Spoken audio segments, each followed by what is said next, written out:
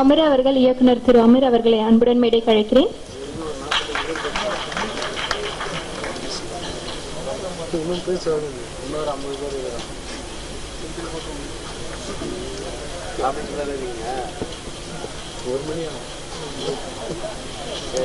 தூங்கத்துக்குள்ள வந்துடுவாங்க. சரிங்க சார், சரிங்க சார்.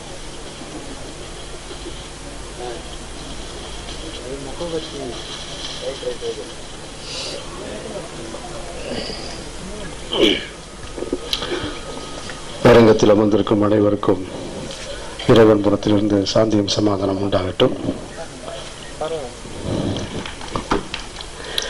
ஒரு சின்ன விழா மிகச்சிறப்பாக நடைபெற்று கொண்டிருக்கிறது.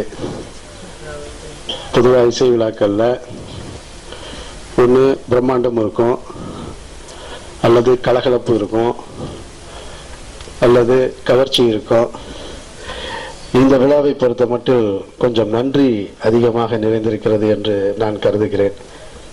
ஏன்னா முதல்ல கருப்பழனியப்பன் மேடை ஏற்றினது தியாகராஜன் சார்.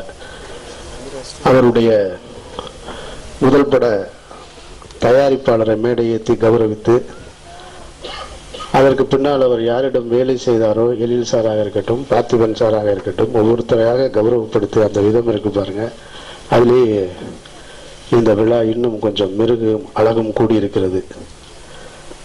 இந்த நன்றின்னு சொன்ன உடனே எனக்கு ஒரு சின்ன இந்த விழா ஒரு 2 நிமிஷம் என்னோட பர்சனல் யூஸுக்கு பயன்படுத்திக்கலான் இருக்கேன். ஏன்னா நானும் ஒருத்தருக்கு நன்றி சொல்ல கடமைப்பட்டிருக்கேன். திரு சூர்யா அவர்களுக்கு நன்றி சொல்ல வேண்டிய கட்டாயம் இருக்கு எனக்கு. நான் இன்றைக்கு ஒரு இயக்குனராக, ஒரு தயாரிப்பாளராக மேடையில் நிற்கிறேன்னா அதற்கு முதல் முறையாக என்னை ஒரு இயக்குனர்னு நம்பினது சூர்யா அவர்கள் தான். இதையே நான் இப்போ கிட்டத்தட்ட 12 வருஷம் கழித்து சொல்ல வேண்டிய சூழ்நிலை ஏற்பட்டிருக்குன்னா, இவருடைய முதல் படம் மௌனம் பேசியதை முடிஞ்சதுக்கப்புறம் நானும் அவரும் சந்திக்கவே இல்லைன்றதான் உண்மை. ஏன்னா மேடைகளில் அவர் ரெண்டாவது ஒரு ரொம்ப ஒரு வழக்கமான ஒரு சந்திப்பாகவும் பேச்சாகவும் எங்கள் 2 பேர்த்துக்கிட்ட இருந்ததே இல்லை. அவருக்கு நினைவிருக்கான்னு தெரியல. நந்தா திரைப்படம் ரிலீஸுக்கு அப்புறம் ஒவ்வொரு ஊராக போயிட்டு இருந்தோம். அப்போ திண்டுக்கல்ல ஒரு தியேட்டருக்கு போயிருக்கும் பொழுது தான் அந்த மேடையில் தயாரிப்பாளரும் சூர்யா அவர்களும் மேடையில் இருந்தாங்க. நான் அந்த கடைசி ரோவில் திண்டுக்கல்ல ஒரு தியேட்டரில் உட்காந்துருந்தேன். அப்போ தயாரிப்பாளர் சொன்னார், என்னோட அடுத்த படம் இயக்குனர் இங்கே வந்திருக்காருன்னு சொல்லிட்டு. அப்போ யாருன்னே தெரியாது, என்னை மேடைக்கு கூப்பிட்டாங்க. அதற்கு பின்னால் ஒரு அண்ணா நகரில் ஒரு ஃப்ரூட் ஷாப் இருக்குதுன்னு நினைக்கிறேன், பெசன் நகரில். அங்கே உட்காந்து என்னுடைய தயாரிப்பாளர் கேட்குறாரு, எனக்கு அடுத்த படம் பண்ணணும், நந்தாவுடைய ப்ரொடியூசரு, அடுத்த படம் எனக்கு நீங்கள் பண்ணுங்கள் சூர்யா அப்படின்னு உடனே பண்ணுறேன் சார் அப்படின்னாரு. அதில் அமீர் ஏதோ படம் பண்ணணும்னு சொல்கிறாரு. ஆமாம், அவருக்கு நான் பண்ணுவேன். அப்போ ஒரு வார்த்தை சொன்னார் சூர்யா, நீங்கள் 2 பேரும் சேர்ந்து வந்தீங்கன்னா உங்களுக்கு 2 பேருக்கும் என்னுடைய அடுத்த படத்தை பண்ணுறேன், தனித்தனியாக வந்தீங்கன்னா முதல்ல அமீருக்கு தான் படம் பண்ணுவேன் அப்படின்னாரு. ஸோ அந்த நன்றி இங்கே நான் அவருக்கு சொல்ல கடமைப்பட்டிருக்கேன். அதுக்கு பின்னால் பார்த்திபன் சாருடைய ரசிகன் நான். என்ன அவரை மாதிரி ஒரு ஆள் மேடையில் வச்சுக்கிட்டு ஒருத்தரை காலி பண்ணவும் முடியாது, சந்தோஷப்படுத்தவும் முடியாது. அது ஐஸ்வர்யா ராய் உட்கார்ந்துருக்கும் பொழுதே அந்த பாடுபடுத்திட்டார் அந்த மேடையில். அதற்கு பின்னால் பழனியப்பனுடைய ரசிகன் நான். பழனியப்பனுடைய பேச்சு என்பது அது பேச்சு மாதிரி இருக்காது, திருப்பாச்சேருவாருடைய வீச்சு மாதிரி இருக்கும் ஒன்னொன்று. அப்படித்தான் எனக்கு பழனியப்பனையும் பழக்கம், ஒரு நல்ல நண்பரும் கூட எனக்கு. பழனியப்பனுடைய முதல் திரைப்படத்திலிருந்து இன்றைக்கு வரை அவருடைய திரைப்படங்களை நான் பார்த்து ரசித்திருக்க விஷயம் என்னென்னா, அந்த அழகியல் தான். ஒரு படத்தை எப்படி விளம்பரப்படுத்துறது, அந்த படத்துக்கு எப்படி பேர் வைக்கிறது. நானும் சின்ன வயசுலேருந்து ஜன்னலை பார்த்துருக்கேன், ஜன்னல் பஸ்ஸு பார்த்துருக்கேன், ஜன்னல் கம்பி பார்த்துருக்கேன். அந்த கம்பியில் ஜன்னல் ஓரம் போட்ட முதல் படைப்பாளி பழனியப்பன் தான். அது நான் அன்றைக்கி ஏற்கனவே சொல்லிட்டேன். நான் அந்த விளம்பரம் பார்த்த உடனே இந்த படம் எனக்கு ஏதோ ஒன்று உள்ளே சொல்லணும்னு நினைக்கிதுன்னு. நான் இந்த படத்தை இன்னும் பார்க்கல. ஏன்னா இங்கே வந்த 2-3 பேர் பார்த்துட்டேன் தயாரிப்பாளர் முகத்தில் இல்லைடா எனக்கு தெரியாமல் நிறையா பேர் படம் பார்த்துருக்காங்கன்னு ஒரு அச்சம் வேறு இருந்தது. நான் பார்க்கல சார். அவருடைய முதல் திரைப்படத்திலிருந்து பார்த்திபன் கனவிலிருந்து இப்பொழுது வரைக்கும் நான் சொல்வேன், பாலச்சந்தர் சாருக்கு அப்புறம் இங்கே தமிழ் திரையுலகில் இந்த மாதிரியான ஒரு இயக்குனர் இருக்காருன்னு சொன்னால் அது பழனியப்பன். நீங்கள் தான் அந்த ஒரு குடும்ப பாங்கான படமாக ஃபேமிலியோட உட்காந்து பார்க்குறதுக்கு அது சத்தியமாக வேறு யாருக்குமே கிடைக்க வாய்ப்பே கிடையாது. அது படமாக்கவும் முடியாது. நானும் ஃபேமிலி ட்ராமா பண்ணுறேன்னு சொல்லலாமே தவிர படமாக்க முடியாது. ஏன்னா வித்யாசாகருடைய பாட்டில் அந்த ஆலங்குயில் பாட்டு இருக்கு பாருங்க, அந்த பாட்டை ஒரு வீட்டுக்குள்ள ஒரு ரூமுக்குள்ளே வச்சு எடுத்து அந்த அழகு வந்து நிச்சயமா கருப்பள்ளியம்மனுக்கு மட்டும்தான் செய்யும். அந்த ரூமுக்குள்ள வச்சு அவ்வளோ அழகா பண்ணவே முடியாது. அந்த நடிகை சினேகா அவர்களையும் இதை விட அழகா நான் பார்த்ததும் கிடையாது அந்த பாட்டு. அப்படி ஒரு படமாக்கப்பட்ட விதம். அப்புறம் இசை புத்தகர் வித்யாசாகர் சார், அவரோடு நான் வேலை செஞ்சு எனக்கு இல்லை, நான் முதல் படத்திலிருந்து யுவன் சங்கர் ராஜா கூட பயணிச்சுட்டேன்.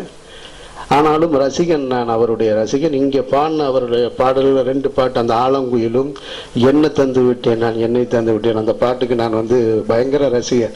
ஏன்னா அந்த ஆடியோ ரிலீஸ் ஆகிடுச்சு, அந்த படம் ரிலீஸ் ஆகவே இல்லை பல வருஷமா. ஆனாலும் நான் காரில் பலமுறை கேட்ட பாட்டு அது. ஆனால் இப்பொழுது நான் ஒரு படம் நடிச்சிட்டு இருக்கேன், அந்த படத்துக்கு வித்யாசாகர் தான் மியூசிக்கு பின்னி எடுத்திருக்காரு. பழனியப்பன் நான் சொல்கிறேன், ஜன்னல் ஓரத்தை விட அந்த பாட்டு நல்லா இருக்கு. காரணம் என்னன்னா, ஒரு எம்ஜிஆர் சாங் போட்டிருக்காரு வித்யாசாகர் சார், புரட்சி தலைவர் எம்ஜிஆருடைய பாட்டு. அவருடைய அந்த வரிகளாக இருக்கு, அதை எழுதினவர் மிக முக்கியமான ஆளு. அதை இப்போ சொல்ல முடியாது, சொன்னால் நிறைய பிரச்சனை வரும். ரொம்ப அழகா போட்டு கொடுத்துருக்காரு. மெலடியில வந்து அவர் சொன்ன மாதிரி இங்கே சொன்னாங்க வித்யாசாகர் சார் அந்த 10 பாடல்களை அந்த கம்போஸ் பண்ண விதம் இருக்கு பாருங்க. இது போட்ட பாட்டு இல்லை, புதுசாக ஒரு நாள் இந்த ஊருக்கு நல்லது சொல்வேன் இதை கொடுத்தா கூட ஒரு பாட்டு போட்டுருவார். உடனே அப்படியே உட்கார்றாரு, அந்த ஹார்மோனியம் போட்டு வச்சு இப்படியே வாசிக்கிறாரு, அப்படியே அப்படின்ட்டு கொஞ்ச காலம் ஒரு 2-3 சிட்டிங் தான் அவரோட உட்கார்ந்துருக்கேன் நான். ஆனாலும் அவருடைய இசை வந்து ஒரு மாயஜாலம் செய்து நிச்சயமா இந்த பாட்டு கூட முதல் தடவையாக கேட்டிருக்கேன் சார். என்னடி என்னடி ஓவியம்னு உடனே மனசுக்குள்ள ஏறிடுச்சு அந்த பாட்டு. ஸோ அதனால அந்த பெருமை உங்களுக்கு சேரும். சிறிய தயாரிப்பாளர் அடித்தடி முருகன் அப்படியே நிற்கிறார் பாருங்க. எல்லாரும் சொன்ன உடனே உண்மையிலே அப்படி ஆயிட்டார் போல இருக்கு. பாவம் நல்ல மனுஷன் அவரு, ரொம்ப சாப்பிட்டான ஆளு தான் அவரு. அவர் எடுத்த படம் அடித்தடி முருகன். இனிமே ஜன்னல் ஊர முருகன் எல்லாரும் சொல்லக்கூடிய அளவுக்கு இந்த படம் உங்களுக்கு சிறப்பாக அமையும். இந்த விழாவிற்கு சம்பந்தமா இல்லையான்னு எனக்கு தெரியல, என் மனசுல பட்டதை நான் ஒன்று சொல்றேன். நான் எப்படி பழனியப்பனை வந்து நான் பாலச்சந்தர் சாருக்கு அப்புறம் ஒரு சிறந்த ஃபேமிலியோட உட்காந்து பார்க்குற படங்கள் எடுக்கிறாரோ, அது மாதிரி தமிழகத்தில் இன்னைக்கு ரஜினி சார் படங்களுக்கு அப்புறம் ஃபேமிலியோட பார்க்கறது சூர்யாவுடைய படத்தை தான். அது நான் பார்த்துருக்கேன். என்ன அவருக்கு அது எந்த அளவுக்கு அவர் அதை வாட்ச் பண்ணியிருக்காருன்னு தெரியல. எனக்கு தெரியும், வாரணமாயிரம் படமாக இருக்கட்டும், மற்ற திரைப்படங்களாக இருக்கட்டும், ஒரு வாரணமாயிரம் திரைப்படத்தை கிளம்பி பார்க்க போகும் பொழுது ஒரு வீட்டில் நான் உட்கார்ந்துருக்கேன் மதுரையில். ஒரு முக்கியமான ஒரு அன்னைக்கு ஆளுங்கட்சியாக இருக்கக்கூடிய எம்எல்ஏவோட வீடு. அவங்க கிளம்பி போகிறாங்க, ஒரு 10-11 மணி படம் போட்டிருப்பாங்க அப்படின்னு சொல்கிறாங்க. மொத்த ஃபேமிலியே கிளம்பி போகுது. நாங்கள் 10 மணிக்கெலாம் படம் போட்டிருப்பாங்க, நீங்கள் 10:30 போகிறீங்கன்னு. அந்த அவருடைய மனைவி அவருடைய குழந்தை 2 பேரும் சொல்கிறாங்க, எத்தனை மணிக்கு போனாலும் நாங்கள் சூர்யாவை பார்க்கத்தான் போகிறோம், படத்தை இன்னொரு தடவை பார்த்துக்குறோம் அப்படின்னு. அப்படி ஒரு வாய்ப்பு இன்றைக்கு அவருக்கு கிடைச்சிருக்கு. அவர் என்னன்னா சிங்கம் 1 சிங்கம் 2 முழுக்க ஆக்ஷன் ஸ்கிரிப்ட்லேயே ரொம்ப ட்ராவல் பண்ணிகிட்டு இருக்காரு. என்னை பொறுத்த மட்டில் நான் வந்து சூர்யா அவர்களை எப்படி பார்க்குறேன்னு சொன்னால், ஒரு அமெரிக்கான எப்படியோ ஹிந்தியில் அந்த மாதிரி தமிழில் சூர்யா அவர்கள் வித்தியாசமான திரைப்படங்கள் நடிக்கும். ஆனால் அமீர்கான் வந்து ஆக்ஷன் மூவி பண்ணதை விட இன்றைக்கு அவருடைய வந்து தாரே ஜமீன் படமாக இருக்கட்டும், 3 Idiots படமாக இருக்கட்டும், இது மாதிரியான படங்களை பண்ணுவதற்கு அவரால் மட்டுமே முடியும். அதனால் நான் அவர்கள்ட்ட என்னுடைய முதல் பட கதாநாயகன்ட்ட என்னுடைய நண்பர்கிட்ட நான் கேட்டுக்கிறது, நீங்கள் இன்னும் ஒரு ஃபேமிலி ஓரியன்ட் ஃபிலிம் இவ்வளவு சொன்ன உடனே என் படத்தில் நடிக்கிறேன்னு கேட்குறேன்னு நினச்சிடாங்க யாரும். பழனியப்பன் மாதிரியான படங்களில் நடிச்சிங்கன்னா இன்னும் வேறு ஒரு தளம் இருக்கும். அந்த மாதிரி படங்கள் பார்க்கறதுக்கு இன்றைக்கு வந்து மக்கள் தயாராக இருக்கிறார்கள். கொடுக்கறதுக்கு தான் ஆள் இல்லை. ஏன்னா இப்போ கூட ஒரு பழனியப்பன்ட்ட பாண்டிய வம்சம்னு ஒரு ஸ்கிரிப்ட் ஒன்று எனக்கு சொன்னார். மிக பிரமாதமான ஸ்கிரிப்ட் அது. இது மாதிரியான படங்களை ஒரு தடவை சும்மா டைம் இருந்தால் அவரோட கேளுங்க. நீங்கள் என்ன கமிட்மெண்ட் பண்ணி விட்டுறேன்னு நினச்சிடாங்க, தயவு செஞ்சு கேட்குறேன்னு சொல்லிட்டாரு.